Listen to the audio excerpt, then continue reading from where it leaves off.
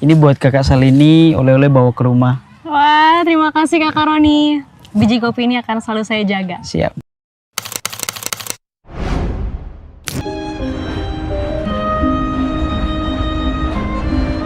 Tujuan selanjutnya cukup jauh, 100 km dari kota. Sebuah tempat wisata tersembunyi di dataran tinggi yang sejuk bernama Bukit Porong. Ada seorang anak muda yang sangat menginspirasiku. Namanya Kak Roni. Kak Roni berhasil menggerakkan semua warga di desanya untuk membuat sebuah desa wisata cantik di atas bukit. Halo kakak Salini, apa kabar? Kak Roni. Hai, Kak. Selamat datangnya di Bukit Porong. Lagi nikmatin pemandangan ya? Iya nih Kak, keren banget. Ini pemandangan Bukit Porong ya? Iya, ini view siang hari di Bukit Porong. Awal mula Bukit Porong ini dibentuk sebetulnya karena pandemi COVID-19. Itu pada tahun 2020. Jadi kita melihat peluang Labuan Bajo yang sudah dinobatkan sebagai destinasi super prioritas, dan saya mendedikasikan diri saya untuk kembali ke kampung dan mengembangkan potensi yang ada di kampung dengan mengumpulkan anak muda.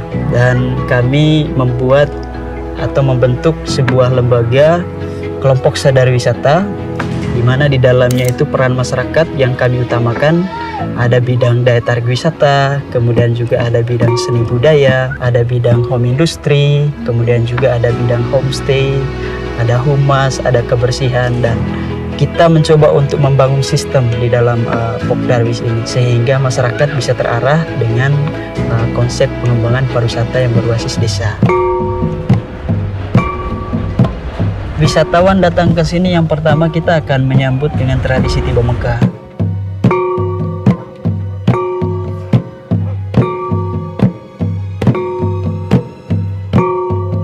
Yang kami terapkan di sini sebetulnya konsep storynomic. Jadi storynomic ini bagaimana mengedepankan sebuah desa wisata itu dengan cerita, konten kreatif, kearifan lokal, living culture, dan juga budaya sebagai DNA destinasi. Yang pertama itu wisata Natas Labar. Jadi Natas Labar ini merupakan salah satu falsafah hidup orang Manggarai untuk bisa menghadirkan kebersamaan dengan menghidupkan halaman rumah dengan berbagai seni pertunjukan dan juga permainan tradisional. Masyarakat di sini memang keseharian mereka menganyam, dan mereka menghasilkan anyaman seperti tas, tikar, topi, dan masih banyak lagi anyaman yang dihasilkan. Selain itu juga kita menyediakan aktivitas Uma Duat.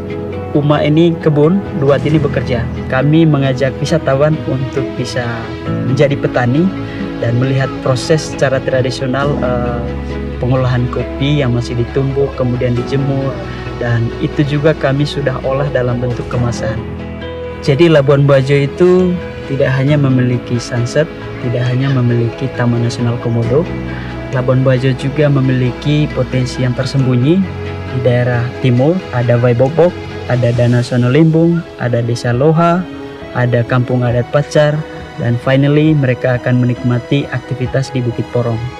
Wah, keren banget Kak Roni, ini sangat menginspirasi sekali. Semoga kedepannya bakalan ada generasi-generasi baru mengikuti jejak Kak Roni ini ya. Iya. Oh ya, tadi saya dengar kata-kata Uma Duat, itu wisata edukasi kebun kopi ya? Iya, wisata edukasi kebun kopi. Oh, saya penasaran banget nih Kak. Boleh nggak ajak saya ke sana? Boleh banget.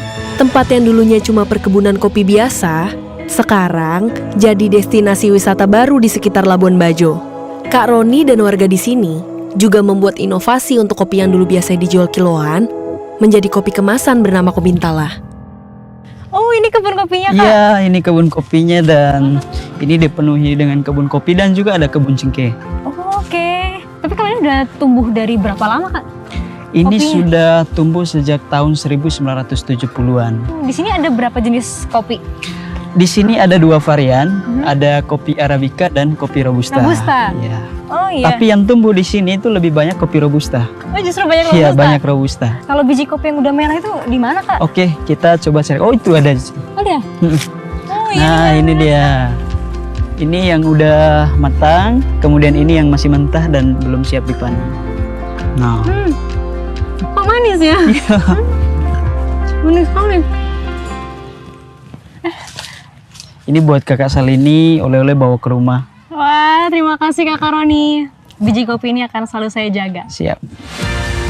Perjalanan di Labuan Bajo berakhir hari ini. Lembar cerita ini baru aja dimulai. Aku ingin mengisi jurnal ini dengan cerita-cerita lain yang menginspirasi. Bertemu lebih banyak pejuang pariwisata dan ekonomi kreatif yang punya kisah luar biasa. Perjalanan ini membawaku kembali ke akar tempat aku berasal, yaitu Indonesia. Menyadarkan bahwa Indonesia punya segalanya dan kita nggak perlu kemana-mana. Cukup di sini. Di Indonesia aja.